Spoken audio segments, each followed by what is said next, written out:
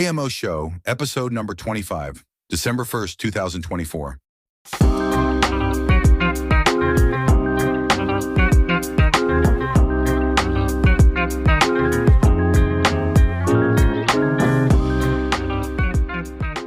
Hey everybody, KMO here, and what I have for you today is a conversation with my friend Kevin Lynn. He's somebody I know from my peak oil days. In fact, I first met him when he invited me to come down to Lancaster, Pennsylvania, where he lives, where he was putting on an event where he had invited John Michael Greer, James Howard Kunstler, Dmitry Orlov, Chris Martenson, who else? Some other peak oil people to basically put on an event. And I got to interview all those guys in a room. There's a video where I asked them about the potential for shifting from an internal combustion, private ownership-based model of transportation to one where there are fleets of autonomous electric vehicles. And none of them were bullish on that prospect. It's a fun video. I think it's from 2016, which is when I first met Kevin Lynn face-to-face. He'd been listening to my podcast, the Sea Realm podcast, for I don't know how long, but long enough to know that I was associated with that scene, and if he was putting on an event, he'd like to have me there. But since then, we've done quite a bit of work together, and in fact, it was Kevin's organization that paid me to develop the Geb webcomic, and I got to do some traveling in association with that. I went to the EarthX convention in Dallas, Texas twice, and once out to Los Angeles for Politicon 2019. So Kevin was a big Trump supporter, and here is my conversation with him, my first recorded conversation with him after the 2024 election. And we are rolling, KMO. All right. Hey, Kevin, it is good to see you. KMO, always a pleasure. It's been too long. How you doing? I've been sick. I just took a bunch of cough medicines, so hopefully that'll kick in and I won't be coughing a lot. Okay. That explains. If I do cough, you sound a little nasally. Yeah. There's the first cough. Okay. But as you know, I am excited about recent developments in artificial intelligence, and I have invited my favorite chatbot, Claude of Anthropic AI, who knows about you. Yeah, in fact, I appreciate you because you're the one who introduced me to Claude, and I just kind of use it for grammar, things like that. I haven't gotten as involved in it as you have. Kind of like using like an AK-47 to prop the door open. Yeah, pretty much. Yeah, exactly. It can do that. Well, anyway, I invited Claude to introduce our conversation here and to throw out the first question. So I'm going to read Claude's suggestion. Claude writes, "Welcome to the KMO Show. Today's guest is Kevin Lynn, a self-described lapsed Republican, unrepentant Perotist, failed Green, frustrated Democrat, and now independent. KMO and Kevin first connected through the peak oil community, where they explored questions of societal complexity and system adaptation. Kevin brings a unique perspective shaped by his varied career from Army officer, serving in the US, Europe, and Asia, to senior positions at major accounting firms, to his current role as executive director of the Institute for Sound Public Policy.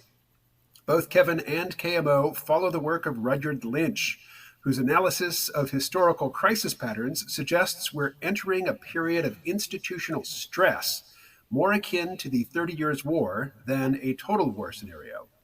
The 2024 election has produced some remarkable outcomes. Trump's decisive victory, the establishment's failed attempts to prevent it, and the emergence of a new political coalition crossing traditional ideological lines. Yet Lynch's framework suggests this might represent not a resolution, but a stage in a longer process of system reorganization.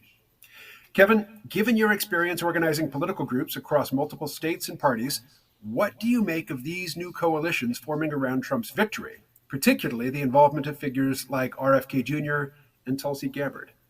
Wow. Actually, I'm intimidated, to be quite honest, with Claude's prowess when it comes to, one, knowing who I am and being able to put that together so succinctly. And I think it's a great question because, it's funny. I got exposed to Rudyard Lynch. I'm reading right now Peter Wilson's book, The 30 Years' War. Mm-hmm. And I really recommend it. I mean, it's a thick tome. It's hard to get through, but it's real. The 30 Years' War is amazingly complex, and there are eras of it. It went from, as Rudyard pointed out, from 1618 to 1648, and it absolutely decimated the German Holy Roman Empire states. And everyone was involved. It really was a total war on a continental basis, where you had, at any one time, you had all the principalities in the German states involved. You had the Swedes involved, the Polish-Lithuanian Commonwealth, France, you know, and England in a lesser role, more supportive of different players, and Spain, of course, very much involved, and then all these interlocking relationships. But before the 30 Years' War, there were a lot of run-ups to it, and I know Rudyard is probably spot on in many respects when it comes to saying, you know, we should be looking at the 30 Years' War, not necessarily the American Civil War or the American Revolution, for guide stars in looking at what could happen. But I think we even need to go a step back further to the French Counter-Reformation, which took place in the later 16th century, that period between the 1550s and late 1500s. And I think everyone should probably read, if you haven't, I'll pull it down, but become familiar with Montaigne, and because he was very much a player in this period. And I put up a quote of his on my personal X page, and it reads something to the effect of, "The problem with civil war is it makes us all sentinels in our own homes." Because I recall reading a biography on him, and he was talking about, there was a point in his life where he was the mayor of a small city, and on weekends he would go horseback riding, he would ride horseback to his estate. And his fear was to be encountered, he would come on a crossroad and there'd be Huguenots, Protestants, guarding it. And he was a known Roman Catholic, and they might kill him. And, you know, I have a friend who, we're about the same age, and she grew up in Beirut in the 80s during the Civil War there. And she would tell the story. I mean, there's a reason the poor woman has PTSD, highly functioning. But her father would drive her up to a barricade, and she would literally have to dodge snipers on the way to school. And life kind of goes on, as I think Rudyard aptly points out, if not in this podcast, but in another one, where, you know, life just kind of goes on in a civil war. And I think we can find ourselves there. And even though I think if the Trump administration, and I love the fact, I had been saying for 2 years that he needed to reach out and make RFK his running mate. So in, I believe it was August, when he brought RFK on stage with him, and RFK, you know, ended his run for office and his support for the Trump, the Trump campaign. I mean, that was significant. That brought in voters that Trump would not have had. And I know several in California that I knew when I was part of the progressive movement in California and on the executive board of the California Democratic Party. And not a one of them would have been brought in to vote for Trump had it not been for RFK. So I think he might have been responsible for, you know, 1.5, maybe as many as 2 percentage points. And it was a brilliant coalition. I mean, it was an amazing end run around the establishment to do that, and just brilliant. And, you know, one thing about Trump that I had noticed in my one instance where I spent an afternoon with him back in 2020 is that I think he's a really bright guy, but where he's head and shoulders above most people is in EQ, that emotional quotient, that ability to read people in the times and timing. Like Joe Rogan had pointed out, he's a good comedian because he has a good sense of comic timing. And he understands that. So can he evoke the right animal spirits, bringing the right people together? I don't know. Ed Dowd had mentioned recently that he's inheriting a turd of an economy, and I think Rudyard, in that 23-minute podcast with Dad Saves America, I think that was it. That was the interviewer. Yes. He rightly points out that politics and feelings aren't why people go to war. So do civil war. It's because their backs are literally against the financial wall, and when you have nothing left to lose, you just lose it. You look at the 30 Years' War, and much of the part of it where it was very much about, it got religious. A lot of the underpinnings of that were economic. I mean, the German states were being just annihilated by the papacy. You had the selling of indulgences, the selling of papal offices, and their ability to escape taxation by the local German, the German principalities. It was bankrupting, and the people. That was a big reason why a lot of people were turning away from the Catholic Church and didn't trust it, and a lot of the reasons for the actual warfare itself.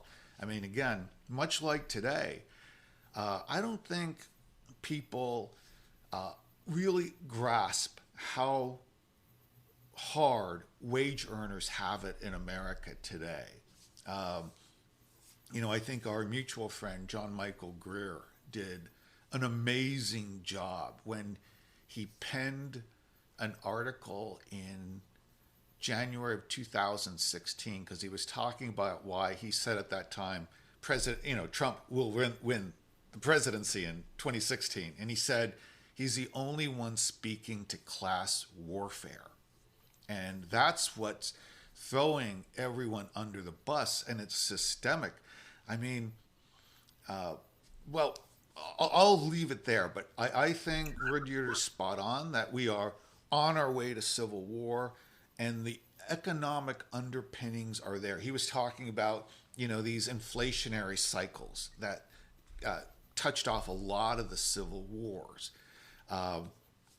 Those are here, and we've been able to gloss over it all with financialization, but I don't think we're going to be able to do that for much longer, KMO. So my Substack is called Gen X Science Fiction and Futurism. I was born in 1968, and I definitely identify with my generational cohort of Gen X. You are a few years older. What is your generational cohort affiliation? Yeah, I'm technically a boomer, I think. I'm in my 60s. And it's funny. And what I found, and I don't know if you were as amazed by Rudyard as I was, to think that someone so young could possess so much knowledge and have the ability to do critical thinking. Because there's this quote from Henry Ford, and it goes like this. He goes, "Never trust anything anyone says who's under the age of 40. And unfortunately, boomers, I think there's a huge blind spot with us in that, and I'm fortunate, I have Xers and Zs working for me right now. Actually, millennials and Zs working for me. And they have been able to guide me and help expose my blind spots, and I think help make us more effective. And I don't necessarily want to bring more on, but I want to make sure those people are resourced and doing the things that they feel they need to do, because it's really helping us as an organization to have those insights that someone like myself am pretty much blind to. So it's definitely, there's a generational aspect in there. And I'd be curious, how do you, so that's my view in terms of how I think I I'm blinded to what's going on and the damage that's been done. But then again, in my history, I've always advocated for these younger generations. I'm an unrepentant Perotist, a Perot supporter, and I worked for the man. He ran for president in 1992. He was fighting these free trade, quote unquote, free trade deals like the North American Free Trade Agreement, the Uruguay rounds of the General Agreement on Taxes and Tariffs, and the World Trade Organization that just wholesale sent millions and millions of good manufacturing jobs overseas, but also wiped out whole towns because there's all these ancillary businesses and concerns that go along with these manufacturing jobs. And they would use this, they would gaslight us by saying, oh, these jobs don't have an economic right to exist. And they keep doing it because they said learn to code. Well, then they outsourced and offshored all the good coding jobs and everything. They brought in, they heavily abused the H1, although actually it's working the way it's designed to, which is bring in a whole stream of white-collar professional workers to displace the expensive, expendable, and undeserving American white-collar workers who are now competing for jobs at Starbucks and Walmart because they cannot find work in their fields. And I'm curious too. Well, I also think, again, that's the inflation aspect. But what makes this, I think, exceptionally scary, a moment where we really could lose it all, is there's just for the last 30 years been this lack of, not just, you can see it when you walk outside, the lack of investment in physical infrastructure across the country. China, who when Nixon went over there in the early 70s, the mode of transportation were bicycles, and now they have super fast trains going all over the country and brand new cities. So all that money has been sucked away from the infrastructure of America, but also the lack of investment in human capital. Our schools are an absolute mess. Now, granted, there are great school jurisdictions out there. Like if you go to Los Angeles and you look at LA Unified School District on the whole, it's brilliant. It sucks. I'm sorry. But you go to La Cañada and one other place, and it's a really awesome school district. But for the most part, generally speaking, absolute dog shit. And, I live in the city of Lancaster, Pennsylvania. The public schools here are absolute garbage in terms of producing people that are highly competitive and need to be competitive in the 21st century. And we've been let down largely because of the influence of, those organizations that have a vested interest in maintaining power and not giving it up. And lack of investment in the trades. You can't keep technicians or find a good plumber, a good mechanic, a good tradesmen, in construction because, the unions weren't investing in that next generation coming up. So I think all these combine to really put these younger generations, their backs are against the wall. And the wage earners who don't have access to health care and things like that are particularly vulnerable. And the reason Trump was able to garner so much vote and enthusiasm. I mean, did you go to any of his rallies, KMO? I have never been to a Trump rally. Well worth going because it's almost a religious experience. I mean, one, you're around great people, I thought. And people were genuinely excited. They traveled miles to be there. Even if he spoke for just an hour, they'd wait in line. Like here in the city of Lancaster, when he spoke here, a buddy of mine was getting off a night shift, and he was going to come over and just hang out, crash here. We'd go down at about 11 because Trump would be speaking at 5, and wait till they open the doors at 2. And he'd just gone down to look it out at 9:30 a.m. I got a call and said, look, I'm in line because people are lined up 9:30 a.m. to hear him speak at 5. I mean, that tells you just, and it's not like they think of him as a god, because Trump voters, they booed him, when he spoke about the vax, the jab and everything. They're very opposed to that. They're not like brainwashed or anything, but they realize that, they might have just one opportunity to get back in the saddle, and it's Trump. And, they came out and supported him for that. Does that help answer, kind of set the Oh, I mean, you answered several questions I didn't ask, but that's all right. I ask about the generational cohort thing because I know that you are familiar with the framework laid out by Strauss and Howe and their Right. generational theory. And, the phrase "the fourth turning" means something to you. And I just wonder how much in the forefront of your thinking, that timeline is, in terms of we are coming into a period of intense crisis, and on the other side will be, the new spring, the new awakening, new good times. But we have a really rough period to get through before we get there. Yeah, I think everyone should be familiar with the concept. I first got, we're looking at generational issues.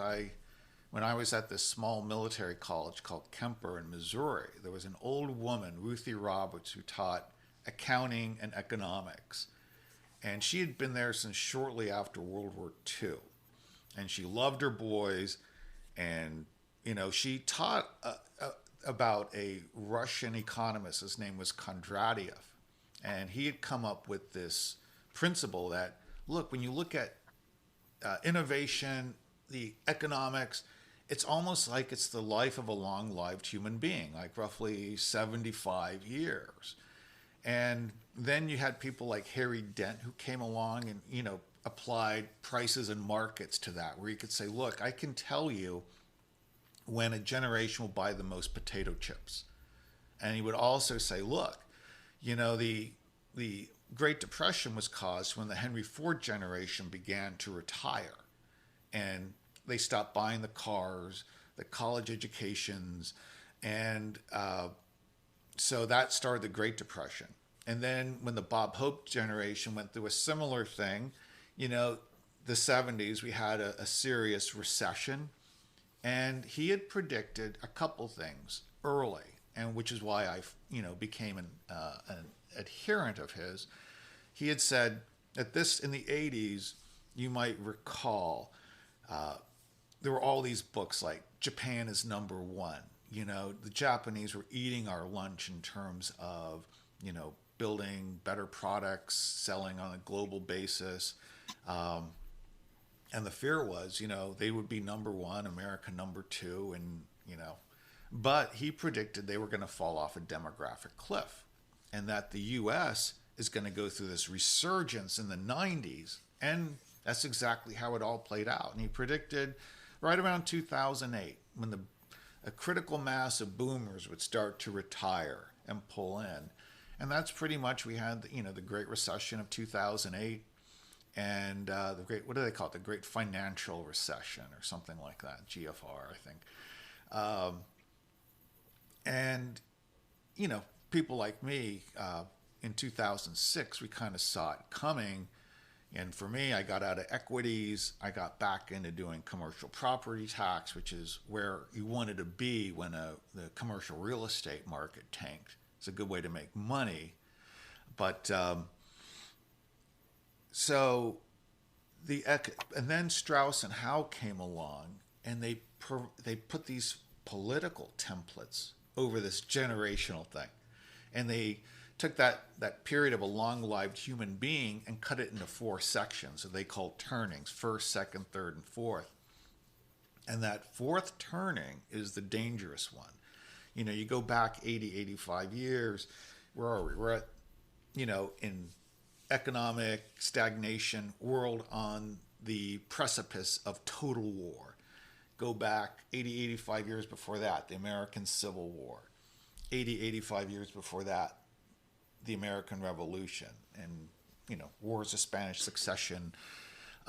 So I think there's something to this. And the question is, is being forewarned enabling you to be forearmed, or are these forces so great? And that's where I'm hoping the Trump administration, given their overall openness to new ideas and, bringing in cabinet members that aren't all of them, the status quo establishment types, younger, they might be able to seize the moment and, apply some of this knowledge and say, wait a minute, it's time to back off because, you can't talk nuclear war in a fourth turning because someone is going to pop a nuke.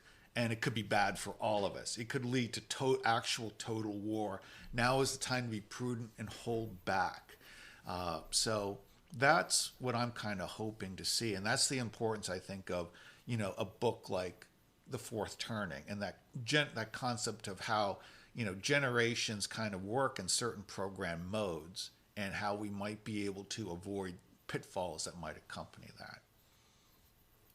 Well, speaking of Rudyard Lynch, he does reference The Fourth Turning quite a bit in his videos and his interviews and things.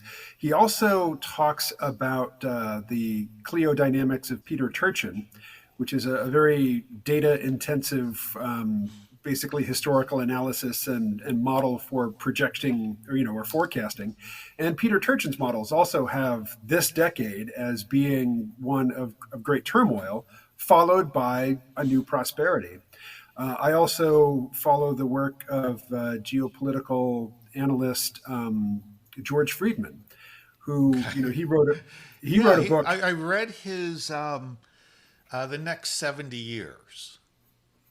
He's got a lot of books with similar titles, but his most recent one, what's it called? Do you recall he had a consulting firm in the 90s? Stratfor, that's it. Yes, yep. Yes. Well, anyway, his model basically, it's not so much a model that is as refined as, say, Peter Turchin's, but he is also, via this data analysis and historical analysis, predicting the 2020s are going to be a time of great turmoil as well. But again, followed by, a new period of, I guess, nationalistic esprit de corps, which sounds, if you say nationalistic, for half the people listening, that's just equivalent to Nazi. But, right. A people living in a place with a shared history, a shared language, a shared perspective, feeling solidarity with one another and cooperating in a way that, more disparate collections of people cannot cooperate and find common ground. And that is a recipe for prosperity. Yeah. Oh, absolutely.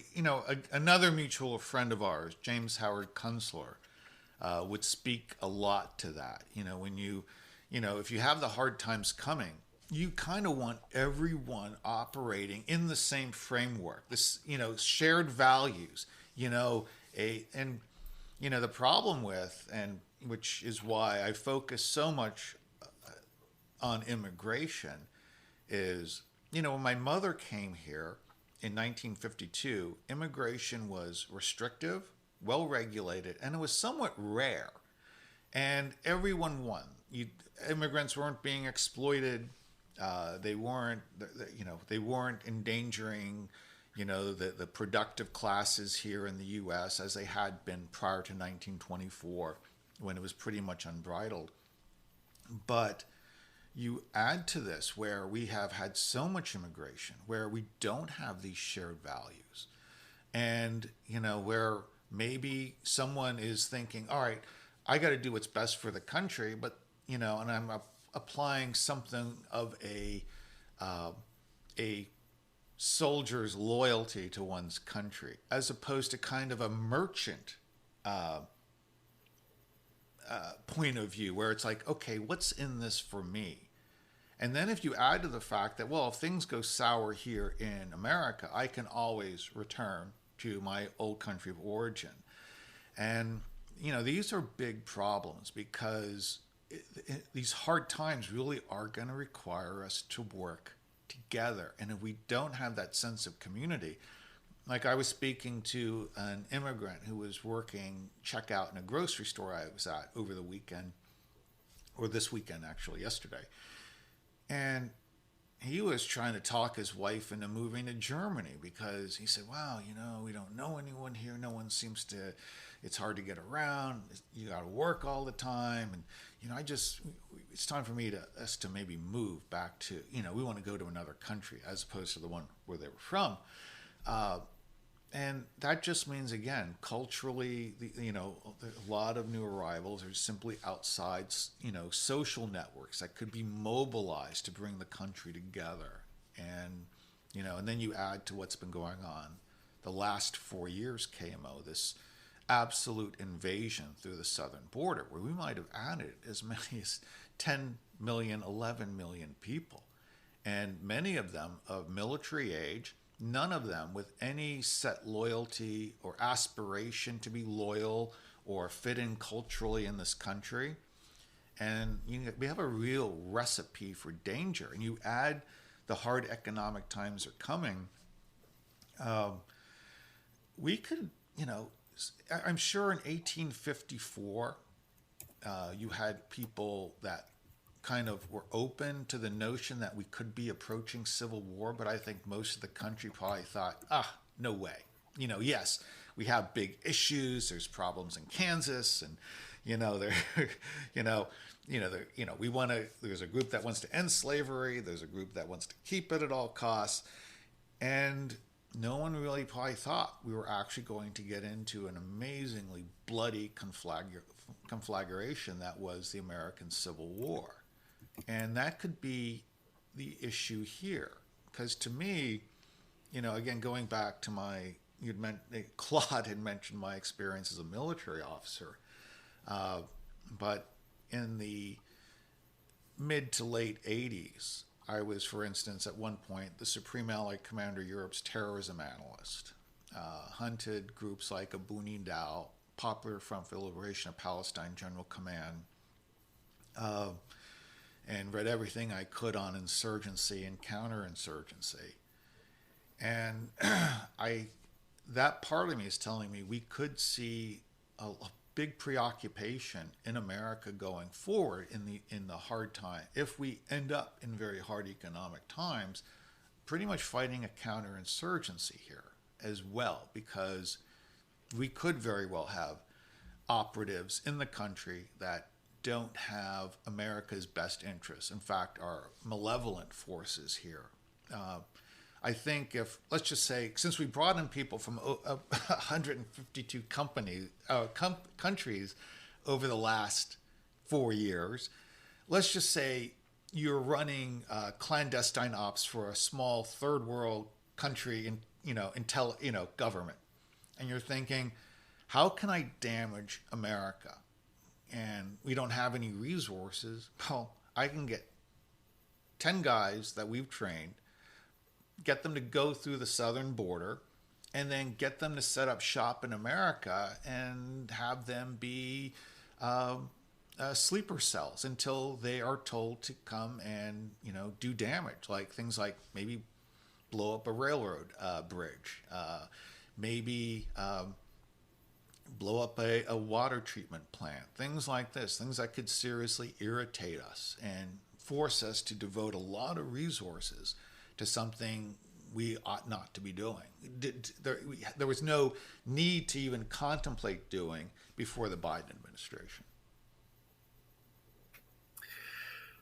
You have a lot more to do with X, formerly Twitter, than I do. Yes. I have an account there, but I basically just post links to my Substack pieces. But I do want to go over to Substack here. I'm going to read just a little bit from the Kucinich report. This is Dennis Kucinich's Substack account. Okay. And Dennis Kucinich writes, our government is planning a big draft, conscripting millions of young Americans for an even bigger war. I call your attention to a Democratic amendment to the National Defense Authorization Act, which was slipped into the almost $1 trillion Pentagon war spending bill by voice vote in the House Armed Services Committee. The Democratic amendment to H.R. 8070, the National Defense Authorization Act, reads, Section 531, Selective Service System, Automatic Registration, Section 3, except as otherwise provided in this title, every male citizen of the United States and other male person residing in the United States between the ages of 18 and 26 shall be automatically registered under this act by the director of the Selective Service System. So I'll stop reading there. I just say, when I turned 18, I went to the post office and I registered for the draft. Okay. This new methodology eliminates that. Everybody is being registered for the draft automatically. And Dennis Kucinich paints this as, the establishment preparing for war. Yeah, I mean, this establishment doesn't care about human life. We are a commodity. I mean, look at the Ukraine war. Over 1 million Ukraine deaths, probably easily 500,000 more Russian deaths. And for what? To launder a lot of money? They just don't care about us. Now, interesting thing about Dennis Kucinich, talk about, again, this new politico environment that's being created. So I was attending CPAC last year. No, it was very early this year. Right. It was early in 2024. And it's a Friday night. I'm at the bar with some friends. And I look, and in walks Elizabeth and Dennis Kucinich. Okay, Dennis Kucinich, the founder of Progressive Democrats of America. And, at that time I was, Howard Dean had formed Democracy for America. They had both run the 2004 presidential race as progressives. We call Big P progressives, not what to be confused with goes for progressive today. And I was actually running as a volunteer the Pasadena Democracy for America chapter. So I would come in contact with the Progressive Dems of Los Angeles a lot, a Kucinich group. And I met Elizabeth once at a e-board meeting of the Democratic Party. And I'm like, what are you guys doing here? I'm like, what are you doing here? We're at the Republican, this is the big CPAC, the big, right-wing conservative event. And, Dennis at the time was running as an independent in his old congressional district. Sadly didn't get it. But, his views are very much that of RFK, Donald Trump right now, America First. What's great about Dennis is that he's really in the light on immigration, but he was always against NAFTA, GATT, WTO, all of these trade arrangements that put America last. Unfortunately, he didn't win that run as an independent. The Dem who was running for re-election was able to maintain his seat against a Republican challenger in Dennis Kucinich. But that it's funny you brought Dennis Kucinich up because he is typical now of what's happening with people that I think are not necessarily concerned about being a progressive or a liberal or a conservative or a Republican or Democrat. They're finding, like I am, their way in this political culture to where we can push a more America First agenda. So, but yeah, that's really interesting. And again, I think it speaks to the fact that there isn't that, again, the expectation is that young men themselves would not go down to the post office and register. It's going to happen to you. It's almost like you've gone from the masculine to the feminine when it goes to war. Well, I could pursue that rabbit, but it would involve talking about somebody who has not agreed to be talked about and who's not necessarily a public figure, but I'm referencing a recent conversation. There's a guy named Steve Krakauer who does not publish to Substack often, but I read his most recent piece today, and he was talking about the election.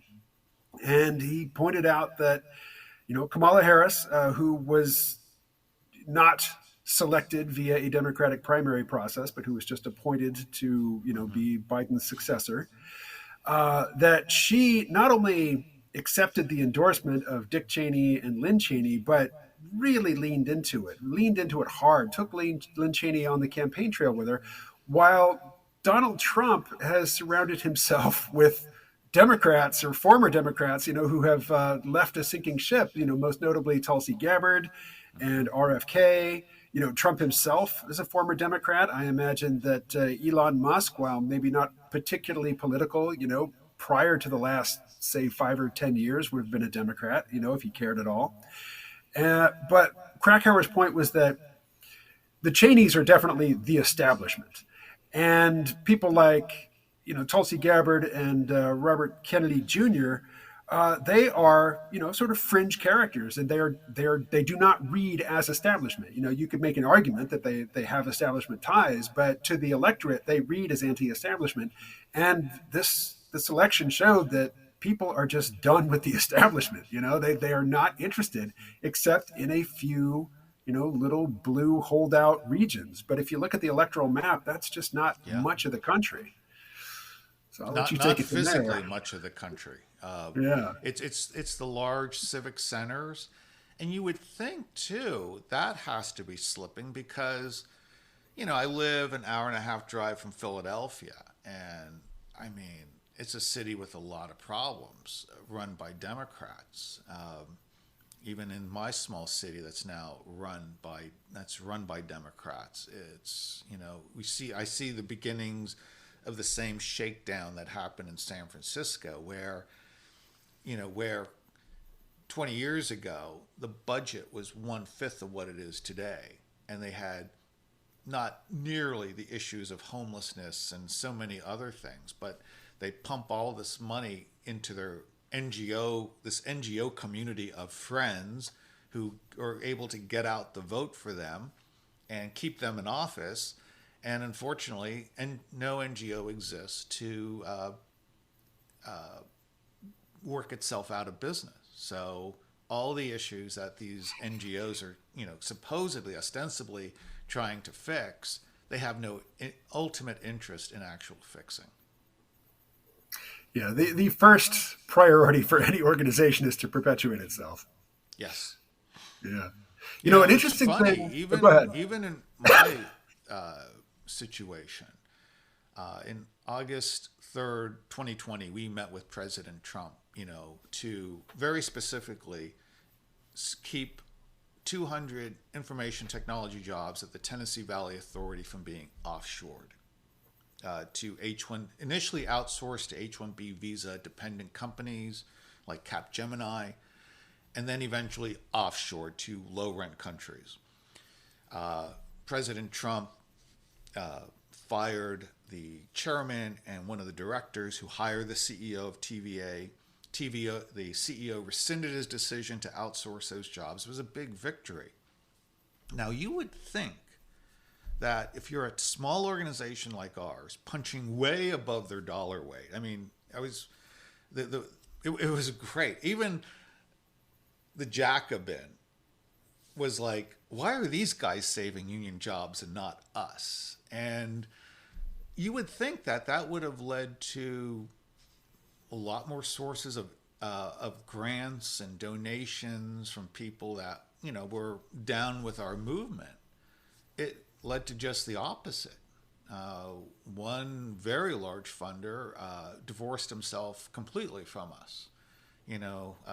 Because you'd met Claiming, with Trump? yeah, he had Trump. I personally had Trump derangement syndrome really bad. But regardless, like I try to make the case, it doesn't matter. You said, look, you support us because we are mitigating the impact of unbridled immigration and helping working American men and women. We scored the biggest victory in 40 years on this front.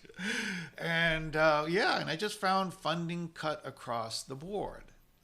So it gets back, is there truth to this? That ultimately, at the end of the day, no one wants to see, if you're involved in this NGO complex, I call it the NGO industrial complex, you want to see your bread and butter being taken away from you. And you can look at what happened with gay marriage. A lot of people like me that didn't necessarily support it became supportive of it. But no one shut down shop. All these organizations went on to the next thing. It's like, okay, now we need to if you're gay, or they increased the scope to LGBTQ and the whole, alphabet soup of things to include transgenderism. And then it's like, oh no, we need privilege over you guys because we were this class that was ostracized. And, now we need to come back and get way back, not just back to good, not to good, but we need privilege. So it never seems to stop. No one, I would love KMO right now to, say mission accomplished, turn the key in the door for the last time and shut this operation down because we had won. But I think most people, again, who are in, as you mentioned, in this NGO nonprofit world don't see it that way. You've mentioned several of our mutual acquaintances over the course of this conversation. There's another one I'd like to bring in, and he is a very active presence on Substack, and that is Steve Lamb. Who is Steve Lamb? All right, Steve Lamb and I became really good friends when I was living in Pasadena. Well, I was living in Pasadena, California initially. Then I moved up to Altadena, where Steve was a town councilman. He's not an architect, but he does building design. So he's not like a licensed architect, but he does a lot of work in that area. And he was a town councilman of a sleepy little town called Altadena in California for 24 years. And when I had taken over Pasadena Democracy for America, I'd mentioned Howard Dean, and he created from Dean for America became Democracy for America, and the Pasadena chapter eventually became, according to Howard Dean's brother Jim, the most effective organization west of the Mississippi for them. But early on, I had said, okay, we're going to do a visioning meeting, bring all the activists together and say, okay, where are we going, with this organization? And it was where it was going. Steve was up talking, and he's saying, look, we got to push out these corporate Dems. We got to get back to grassroots activism where we're responding to the needs of the people, not just the people, but things that actually make good economic sense here in the community. Get rid of all these NGOs that have latched on to, and there were a number of them, even religious ones that had just kind of latched on to the Democratic Party and were running things. And we were all Democrats and progressive Democrats. So during one of the breaks, some of the old establishment guys in the Pasadena area were there, and they looked on me like I was the bright shining young star that was gonna, they would just like, what do you want? Here's your path forward in the Democratic Party. And they were like, Kevin, you got to get rid of that guy. And they're referring to Steve Lamb. You got to get him out of here. What he's saying, that's an abomination, and he's got to go. Get rid of him, Kev. And I'm like, gentlemen, that's where we're going. And if you don't like it, you can go. And so that began Steve Lamb and my collaboration years ago. So Steve has always been kind of a Mustang, out there in California politics, and fifth generation Californian. So, when you've been around for generations, there's a lot that just comes down verbally from prior generations to you that about things. And, a lot of things that happen that governments do at the local, county, state level, you can apply a sniff test to it and go, no, that doesn't make sense. I know how it happened. I know where some of the bodies are buried, kind of thing. Well, how would you describe Steve Lamb's political orientation, say, 10 years ago? 10 years ago, I know exactly where it was.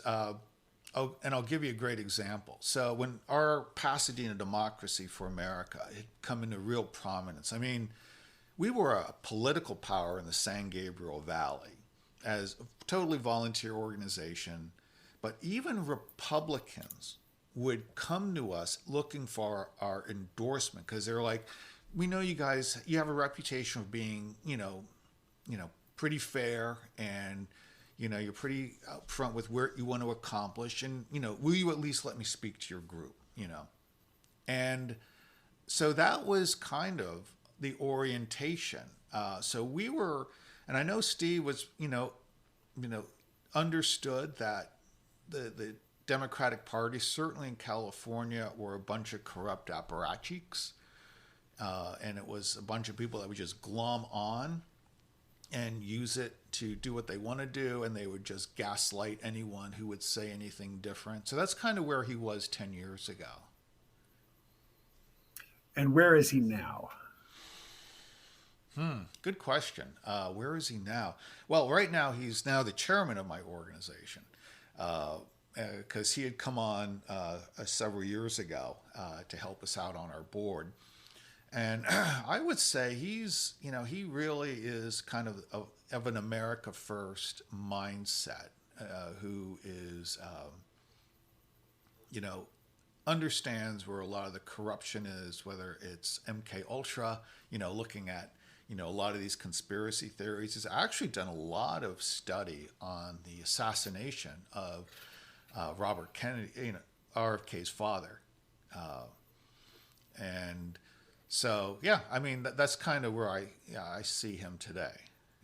Well, he is a vociferous Trump supporter, and, he posted 2, 3, 4 times a week sometimes, long, very eloquent and erudite essays, basically talking about why, regardless of Trump's faults, the Democratic Party establishment was simply unendurable, unacceptable. It had to be defeated and deposed. I mention this because, like you, I mean, you are a former Democrat, and Trump is surrounded by former Democrats, but people who have been pushed out, like, Bernie Sanders in 2016, he ran a left-leaning populist campaign, and the Democratic establishment moved heaven and earth to smear him and marginalize him, call him a sexist and a racist, and, all the usual stuff. And, basically burned half of their own field, in order to keep the populace down. And that's just driven so many people out. So now, the electoral results basically, demonstrate the country is not having it. The majority of the population.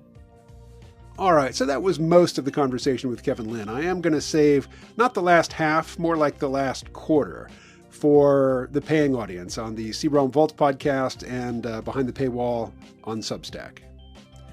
All right, thanks so much for listening. I will talk to you again. Stay well.